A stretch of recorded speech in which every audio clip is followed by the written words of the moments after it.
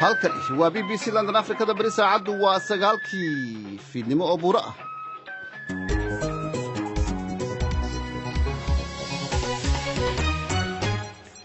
fiid wanaagsan idinkiin baa khiyaartan dhageysanaysaa meel kastoo aad caalamka ku sugan tihiin ba waa habeen axad oo isniin soo galayso bisha Juun waa 17 sanadka 2018 qodobada aanu barnaamijka idinku haynana waxa kamid ah muhaajiriintii loo diiday Talyaaniga iyo Malta oo Spain lagu soo dhaweeyay Yurub oo lagu baaqay inay qorshe ka yeelato samata bixinta muhaajiriinta badda dibta ka soo gaadho.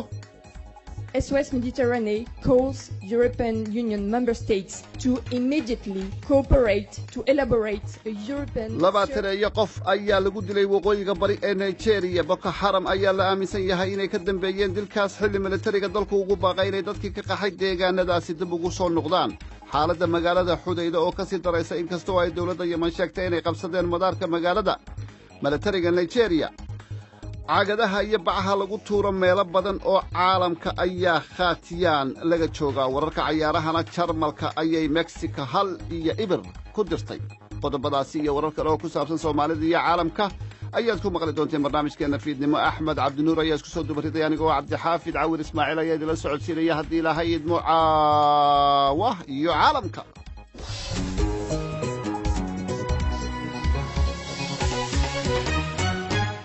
marka hore soo dhawaada wararka BBC-da. Axmed Mursal ayaa inoo haya oo ku sugan stuudiogeena magaalada Nairobi. Axmed. mahadsanid Cabdixaafid. muhaajiriintii laga soo badbaadiyey badda Mediterranean-ka lagana soo wareejiyey dalalka Talyaaniga iyo Malta ayaa gaaray dekedda magaalada Valencia ee dalka Spain. 3 markab oo uu ku jiro markabkii Aquarius ee toddobaadkii hore la soo badbaadiyey oo ay saarnaayeen in ka badan 600 oo muhaajiriin ah ayaa haatan dekeddaas ku soo xirtay. hay-adda Lanqeyrta Cas ayaa ugu baaqday dalalka midowga Yurub in ay ku daydaan dalka Spain oo ay soo dhoweyn u muujiyaan muhaajiriinta. What we don't want to forget is people's lives that European governments are toying with. waxa aanu doonayno inaanaanu ilaawin waa nolosha dad waxan ay reer Yurub ka cayaarayaan. dadka loolama dhaqmi karo sidii markab alaabsida oo marba meel loo duwayo. qof kasta oo dhibaato ku gaadha badda dhexdeeda waa in si isku mid ah loola dhaqmaa. maanu fahmin waxa ay kaga duwanayeen dadkii saarnaa markabkii Aquarius. sababta ay u heli waayeen in ay deked ku degaan iyaga oo bad qaba inkastoo ay iminka nabad degeen laakiin waxay ahayd 7 caanamaal oo la cayaarayay siyaasad. It was more than a week of political consideration being placed above people's lives. xubno ka mid ah Koongareeska Mareykanka ayaa booqanaya xarunta dadka lagu hayo ee ku taal xuduudda Mexico si ay baaritaan ugu sameeyaan arrinta muranka dhalisay ee ah in carruur iyo waalidkood la kala geeyey xilli ay si sharci darro ah uga tallaabayeen dalka Mareykanka. madaxweyne Trump ayaa la yimid siyaasad diidmo qayaxan ah oo ka dhigan in qof kasta oo sharci darro ku soo tallaabo la xiro dabadeedna la maxkamadeeyo. kubadda cagtana waxaa natiijo kadis ah oo 1-0 looga badiyey xulka qaranka Jarmalka oo difaacanaya koobka adduunka. Hirvin Lozano ayaa daqiiqadii 35aad goolka guusha u dhaliyey xulkiisa Mexico. goor sii horreysayna Serbia ayaa ku garaacday 1-0 Costa Rica. waxaa sidoo kale hadda bilaabanaysa ciyaarta u dhaxaysa Brazil iyo Switzerland. dalalka Greek iyo Macedonia ayaa kala saxiixday heshiis taariikhi ah kaas oo Macedonia u ogolaanaya in ay ku biirto midowga Yurub si iyo ururka NATO. Macedonia ayaa loogu yeeri doonaa magaca cusub ee waqooyiga Macedonia. baarlamaanka labada dal iyo shacabka Macedonia ayaa weli looga fadhiyaa in ay heshiiskan meel mariyaan si dalka Macedonia looga garto gobolka ay isku magaca yihiin ee ku yaal dalka Greega. hadal uu jeediyey heshiiska kadib ergeyga gaarka ah ee qaramada midoobay u qaabilsan Macedonia Matthew Nimetis ayaa sheegay in heshiiskani uu tusaale u yahay in khilaaf kasta xal laga gaari karo.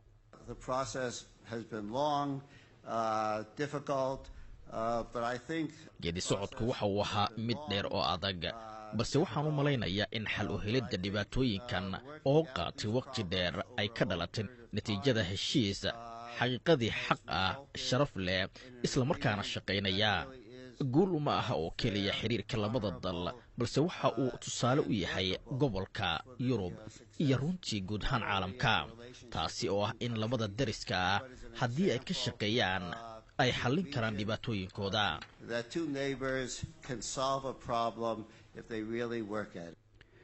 8 ka mid ah ciidamada ammaanka Kenya ayaa lagu dilay waqooyi bari dalkaas kadib markii miino dhulka loogu aasay ay la qaraxday gaariga ay saarnaayeen. goobjoogayaal ayaa ku warramaya in gaariga ay waxyeello ba'ani soo gaartay, taas oo sababtay in dhammaan booliiskii saarnaa ay dhintaan. saraakiisha ayaa tuhunsan in weerarkan ay geysatay kooxda Al-shabaab. weerarka ayaa ka dhacay Boojigaras oo ku taal gobolka Wajeer. ugu dambayntiina kooxa looga shakisan yahay in ay ka mid yihiin mintidiinta Boko Haram ayaa weerar ku qaaday magaalada waqooyi bari Nigeria ku taal ee Damboa, halkaas oo ay ku dileen ugu yaraan 20 qof. dadka deegaanka ayaa sheegay in weerarka loo adeegsaday 2 bumba gacmeed iyo gantaalaha garabka laga tuuro. weerarka ayaa lagu qaaday dad u dabaaldegayay munaasabadda ciidda. warkii caalamkuna waa naga intaas. aan dib idinkuga celiya Cabdixaafid Cawil Ismaaciil iyo London. aad ayuu u mahadsan yahay axmed mursalo inala socodsiinayey wararka BBC da barta Facebook ayaa dhegaystayaal sidoo kale toos noogala socotaan. iminkana u diyaar garooba qaybaha kale ee barnaamijka inooga hadhay. halkani waa London. sidii aad warka ku maqlayseen 3 markab oo 800 muhaajiriin ah oo baryahanba ku sugnaa badda caalamiga ah ayaa ku xidhay Spain iyadoo ay hore u diideen dalalka Malta iyo Talyaaniga. dadkan soo galeetiga ah ayaa iminka la diiwaan geliyey waxaana loo fidinayaa gargaar caafimaad iyo taageerooyin kale. Spain ayaa dadkan aqbashay kadib markii labadaas wadan diideen tan oo keentay in xeerarka dadka soo galeetiga ah iyo muhaajiriinta uu noqdo ajandaha ugu sarreeya ee siyaasadda Yurub. Sofia Beo ah hoggaanka labaad ee hay'adda dhakhaatiirta aan lahayn xuduud oo shir jaraa'id ka hadashay ayaa ugu baaqday midowda Yurub inay sameeyaan qorshe la xiriira samata bixinta iyo baadhista doonyaha soo gaadha badda Mediterranean-ka.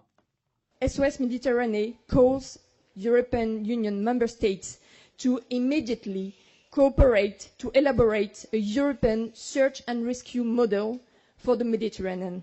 ururka SOS Mediterranean waxay ugu baaqeen dowladaha xubnaha ka ah midowda Yurub inay si degdeg ah uga wada shaqeeyaan in la ballaariyo qaabka gurmadka iyo badbaadinta badda Mediterranean. guud ahaan qaabka gurmadka iyo badbaadinta waxaa hore loo sheegay inuu ku salaysnaado qadarinta nafta bani'aadamka inta aan wax kale laga fekerin, iyadoo la raacayo qaanuunka caalamiga ah ee badaha iyo qaanuunka caalamiga ah ee bani'aadanimada. In conformity with international maritime law and humanitarian law. qaar ka mid ah asxaabta Facebook haddaba ayaa ra'yigooda ka soo dhiibtay mawduucan. aan ku noqdamaya dalka Yemen ayaynu u galaynaa marka hore. isla dalkaasi Yemen wararka ka imanaya magaalada Xudayda ayaa waxa ay sheegayaan in xulifada Sacuudiga hogaaminayo ay weerar cirka ah ku qaadeen magaaladaasi. waxaa jiray warar hore oo sheegaya in ciidamada dowladdu madaarka qabteen. Sacuudiga iyo xulifadiisa ayaa taageeraya dowladda Yemen oo doonaysa inay la wareegto oo gacan ku haynta magaaladaasi. wariyaha BBC da Alan Johnston ayaa inoo haya waxaana inoo soo koobaya Axmed Cabdinuur. wararku shalay waxay sheegayeen in fallaagada xuutiyiinta laga qabsaday garoonka dayuuradaha ee magaalada Xudayda, laakiin duqaymahan ugu dambeeyey waxay muujinayaan inay weli jabhaddu gacanta ku hayaan. iyadoo dagaalku uu sii socdo ayaa ergeyga qaramada midoobay u qaabilsan Yemen waxa uu maalintii labaad wadahadal ku yeeshay caasimadda Sanca, isagoo doonaya inuu isku dayo in uu xaqiijiyo in fallaagadu ka baxaan magaalada Xudayda. dekedda magaaladaasi waxay lagama maarmaan u tahay soo dejinta gargaarka bani'aadanimo ee la siinayo dalka Yemen, halkaas oo malaayiin qof ay macluul halis ugu jiraan. waxaa si weyn looga cabsi qabaa in dagaalku uu carqaladeeyo soo gelitaanka gargaarkan aadaminimo ee aadka loogu baahan yahay. axmed cabdinuur aad ayuu mahadsan yahay. haddii aynu u gallo asxaabta Facebook qodobkan ra'yigooda kaga soo dhiibatay. ugaas xasan bashiir saciid gaalkacyo ayuu joogaa. dagaalka Xudayba sida muuqato ilama aha ayuu yidhi mid si fudud ku soo afjarmaya, waana mid dhibaatooyin hor leh sababi kara mana sahlana buu yidhi in guul laga gaadhi karo. xamde muuse waxa ay joogtaa balan dagaalka yeman ma joogsanaya iyo tirinta xoutiyiintu ay rabaan inay talada dalka la wareegaan. dowladda yeman ka jirtana wadahadal la furi mayso inta ay xuutiyiintu awood leeyihiin. bashiir cali waxa uu joogaa hargeysa. waan ka xumahay ayuu isaguna yidhi xaaladda sii xumaanaysa ee dalka yeman, waxaase xaaladda dalka yeman uu ku sugan yahay sabab u ah dalalka reer galbeedka oo doonaya buu yidhi inay meelahaasi ay dhibaatadu ka sii socoto. qaar ka mid a asxaabta facebook ayay ahayn kuwaasi uu ra'yigooda ka dhiibtay mawduucaasi. barnaamijkeennii caawiya caalamka ayaa toos dhegaystayaal ula socotaan.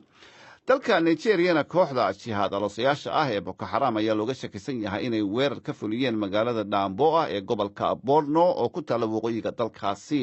20 qof ayaa weerarkaasi ku dhintay oo dhacay habeennimadii sabtidii. goor sii horeysay ayaa milatariga nigeriya waxay ugu baaqeen dadkii ka qaxay deegaankaas inay guryahooda ku soo laabtaan. tafatiraha wararka africa wilros ayaa warbixinta ka diyaariyey. axmed beder ayaana inoo soo koobaya. iyadoo ay jirto khatarta weerarada ismiidaaminta ah ayaa xaaladda ammaan ee waqooyiga nigeria waxay ahayd mid ka soo reynaysa. militariga dalkaasi ayaa waddooyinka ka dhigay ammaan. weeraro tiro yar ayayna kooxda boko haram ka fulayaan tuulooyinka.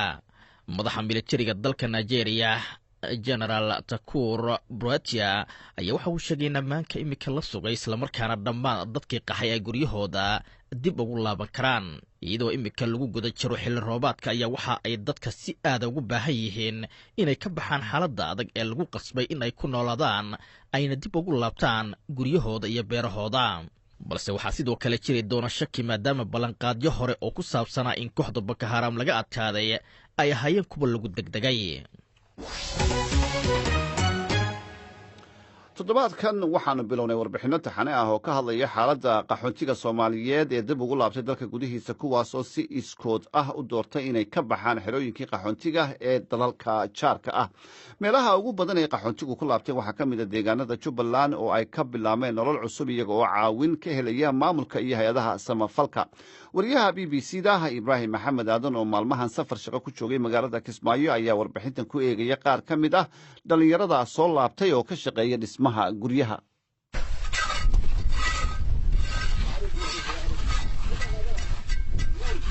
shanqartaad maqlaysaan waa koox dhallinyaro ah oo ka shaqaynaysa dhismaha guryo loogu talagalay qaxootiga ka soo laabtay xeryaha dhadhaab ee waddanka kenya. dhalinta wax dhisaysa laftigoodu waxay ka mid yihiin qaxootiga soo laabtay ee la baray xirfada ay ku shaqaystaan. waqtiga aan ka tagay soomaaliya 2001 aan qaxootiga ifa aan galay, marka muddo ayaa meesha aan iskuulku baranayay. haddana waxaan fikiray in aan waddankayga aan ku soo laabto 2018. waa cusmaan cabdinuur oo isagoo ilmo yar ah ay qoyskiisu kala qaxeen soomaaliya lana geeyey xeryaha qaxootiga ee waqooyi bari ee kenya, halkaasoo ku qaatay noloshiisa inta badan.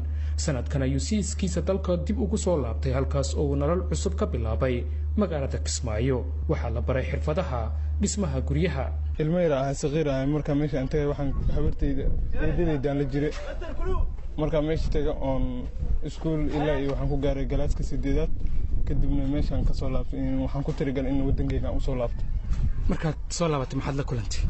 markaan soo laabtay waxaan la kulmay waddan wanaagsan iyo dhul fiican ayaan la kulmay. waddan aan waddankayga aan ahayn aan joogay, marka hadda waddan aan xur aan u leeyahay aan u imaaday. dabcan hadda waa shaqaysataa, shaqadaad qabanayso iyo haddaad nooga sheekayso iyo hawsha aad maanta hayso. maalintaan inta imaaday oo qaxootiga oo inta ay UN isoo celisay oo inta imaaday hay'adda ayaa seminaar noo qabatay ARC la yiraahdo. muddo 3 bilood ayaan baranaynay qaybta la dhaho carpentry. haddana way noo dhamaatay. carpentry maxaa loola jeedaa? carpentry waxaa loola jeedaa yacni qaybta faryaamada. 3 bilood ka bacdi ay haddana in festival wax loo noo qabatay. hadda muddo 5 bilood ayaan ku jirnaa. waad shaqaynsanaysaa? aan shaqaysanahay, haa. guryaha dhistaan ka waran dhismaha guryaha iyo guryaha maasha allah ninkii markaasi oo qolo injineeri iyo waxna baraayeen hadda maasha allah meel fiican inoo maraysaa. xirfadaada ka waran hadda? haa, qolasha hadda guri bulkeetiga waan dhisi karaa, waana fargaasi karaa. hadda shaqo oo gacanteyda ii qabanaysa ayaan bartay. maxay noloshaada ka bedeshay? noloshii maasha allah, noloshii hore aan ku noolaa qaxootiga wax meel aan ka tirsan baan ahayn, laakiin hadda maanta anaa iskaafinaya. cabdisalaad laftigiisu xilli hore ayuu galay xeryaha dhadhaab, ha yeeshee dalka ayuu dib ugu soo laabtay. wuxuuna hadda ka mid yahay dhallinyarada ka shaqaysa dhismaha guryaha ee magaalada kismaayo. xirfadaha faryaamada iyo fuundinimada ee la baray wax badan ayay noloshiisa ku soo kordhisay zaid boqolkiiba boqol waa ka bedeshay sababtoo ah maalintii haddaan baxoon alaabteydii aan qaato joornaadkayga waa la imaadaa oon reerkayga aan ku biisho marka waa ka xamaashaa boqolkiiba 90 hadda soonkii gurigaan soo bogay gurigaan waday bishii ku horreysay guri kale aan waday marka sidaan xirfadda aan u baranayba waa shaqadeennii hore u sii socotaa dib u dhac male waxaan jeclaan lahayn in weliba noola sii kubciyo oo hore noogala sii wado kontraktiga si aan manaha waxyaabaha qaar oo hoose aan usii dhexgalno oo gudagalno u barano qoysaska soo laabtay waxaa bilowgaba caawiya maamulka Jubbaland iyo hay-adaha UNHCR iyo ARC waxayna ku dadaalaan in qaar ka mid ah dhalinyarada la baro xirfadaha ay ku shaqaystaan sida in la baro sida guryaha loo dhiso. Cabdi Salaad oo ka mid ah hay-adda ARC ayaa BBC-da u sheegay in ilaa 50 dhalinyaro ah ay bareen farsamooyinka fuudinimada iyo faryaamada. 25 arday ayaa lagu bilaabay 25 arday waxaa la siiyey muddo koorsa macnaha 3 bilood oo magaranaysaa fadhi macnaha la siinay 3 bilood oo macallinka uu joogay oo lagu tababaray waxaa dhacday marka in markii ay tababarkii u dhamaaday koorsada u dhamaatay in ayaguna la siiyey mataqaanaa lacag ay ku shaqaystaan oo maalgelin ah waxaan siinaa qofka shahaado aqoonsi ah oo munaasabad inta loo qabtaa shahaadadiisa la siinaa ilaa wax qofka loo aqoonsanayo waa inuu bartay shahaado sanadkan ilaa iyo sanadka hore markii la isku daro waxay gaaraysaa tiro ilaa 50 ay gaaraysaa. Jubbaland waxay ka mid tahay meelaha ugu badan ee qaxootiga soo laabanaya ay yimaadeen waxayna maamulku ku sheegeen inay kor u dhaafayaan qaxootiga ilaa hadda soo laabtay 50,000 oo qof.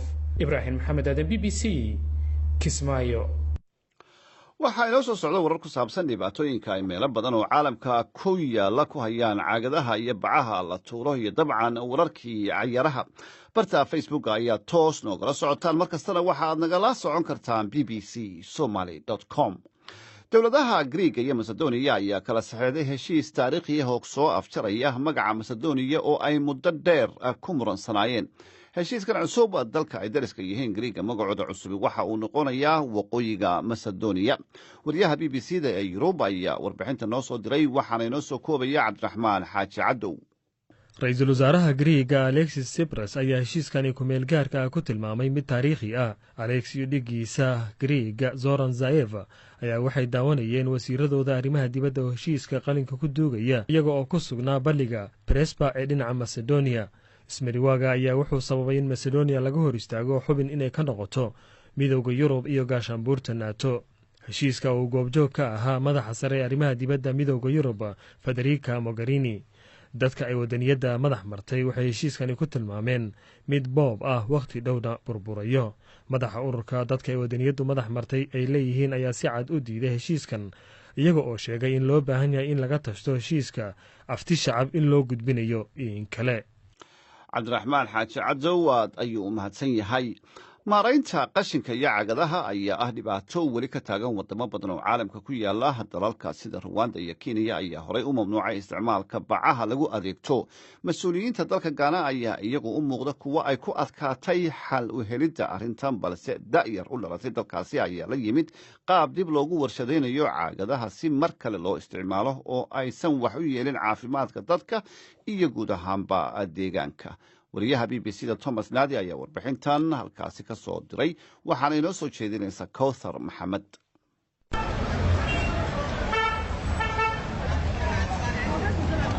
waxaan taaganahay mid ka mid ah wadooyinka mashquulka ah ee ku yaala caasimadda Ghana ee Accra.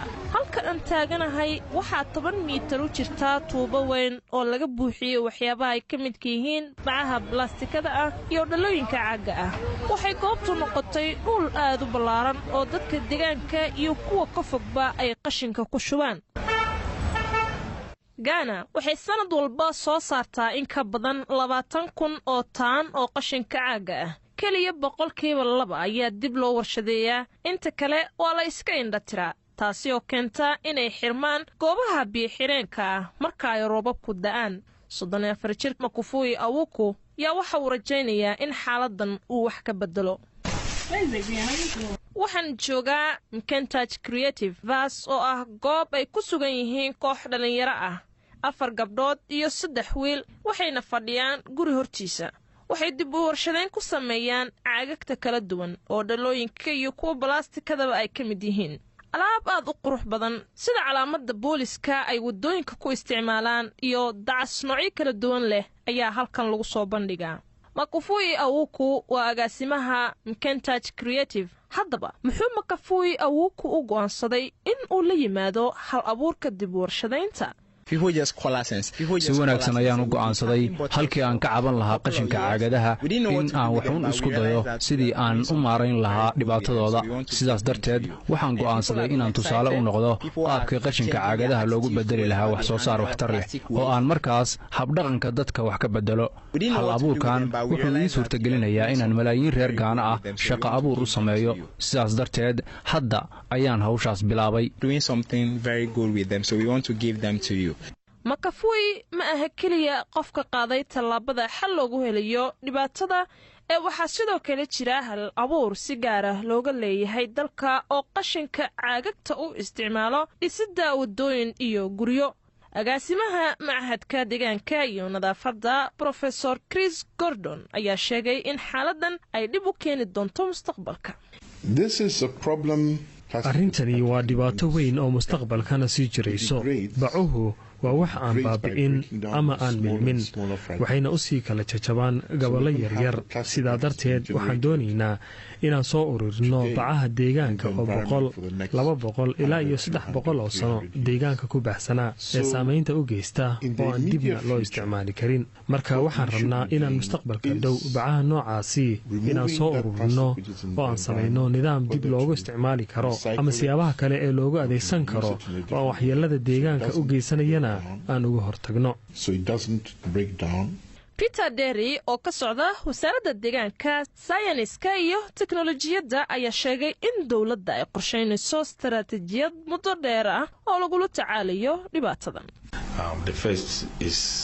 marka hore waxaan sii wadaynaa inaan dhiiragelinno qaybaha ganacsiga bacaha ay iyagu soo saaraan oo ugu dambayntii wasaqda noqdo oo deegaanka iyo dhirtaba saameeya loo soo ururin lahaa oo nidaam ay iyagu leeyihiin dib ugu isticmaali lahaayeen, ama bacaha ay soo ururiyaan si dib loogu isticmaalo ama dib loogu warshadeeyo.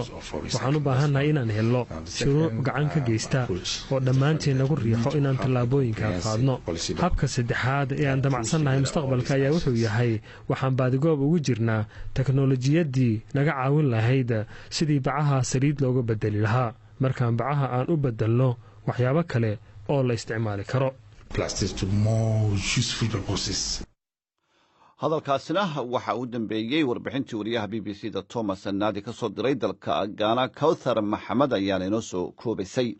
qoraaga Soomaaliyeed ee Axmed Faarax Cali Idaaja oo markii ugu horeysay tagay magaalada Hargeysa muddo ka badan 30 sano ayaa waxa uu ka warramay waxyaabaha uu ku arkay magaalada Hargeysa oo ay ugu dambeysay sanadkii 1986.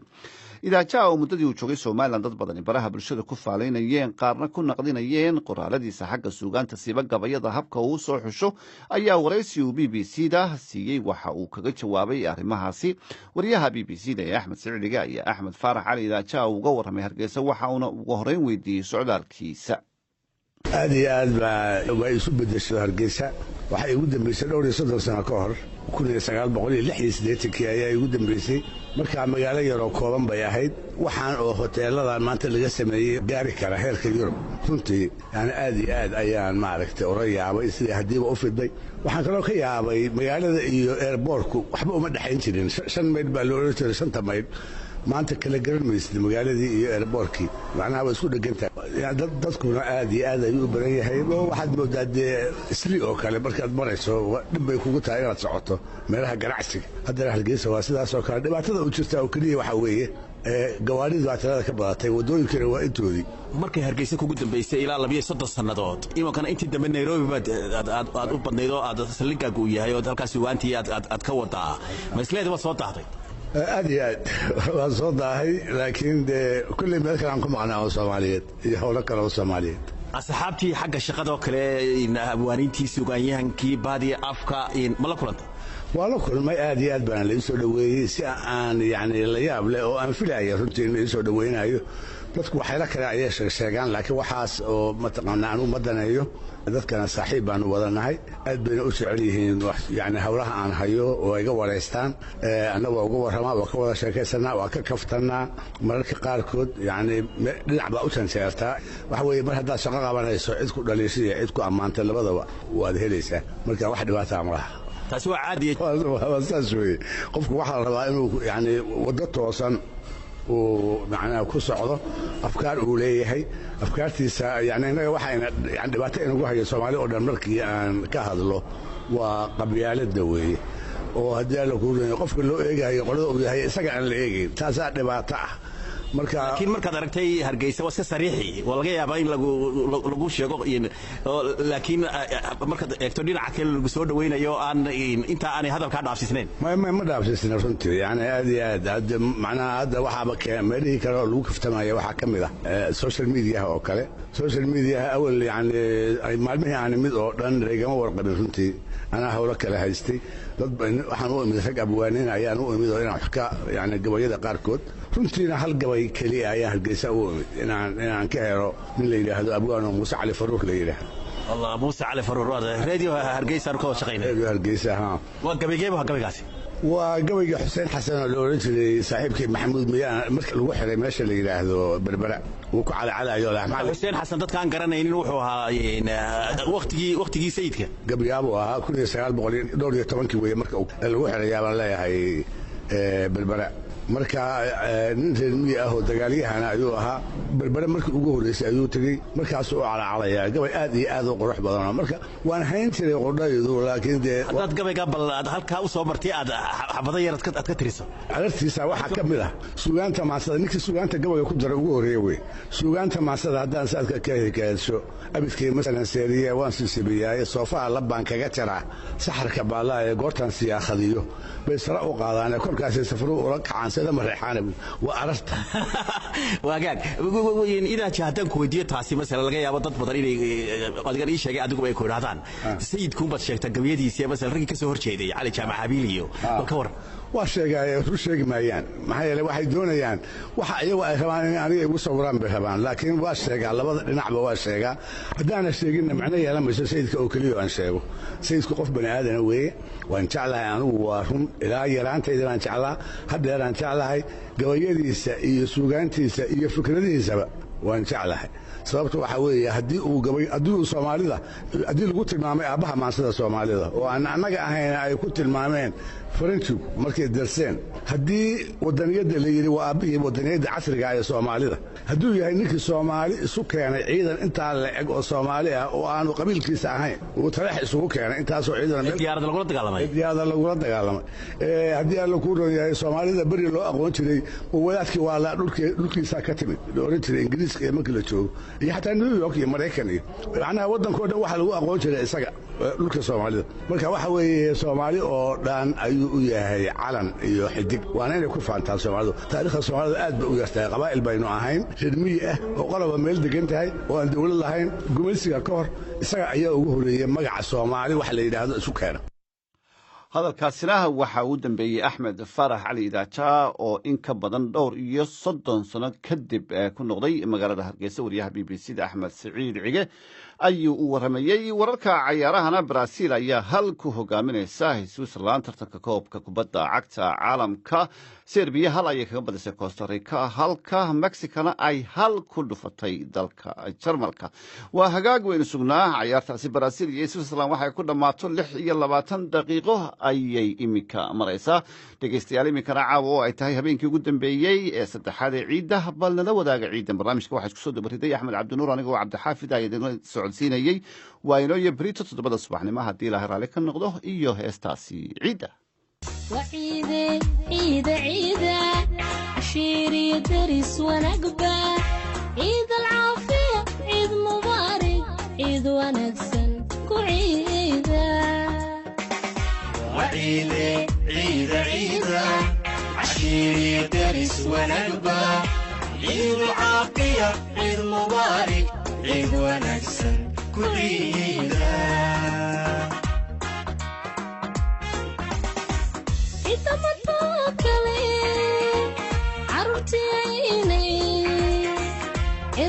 دمان سوقيدا عميران وينوعسي إذا ما توكلي عرفتيني إرلوه دمان سوقيدا عميران وينوعسي وعيدة عيدة عيدة عشيري درس ونقبة عيد العافية عيد مبارك عيد ونكسن كعيدة وعيدة عيدة عيدة عشيري درس ونقبة عيد العافية عيد مبارك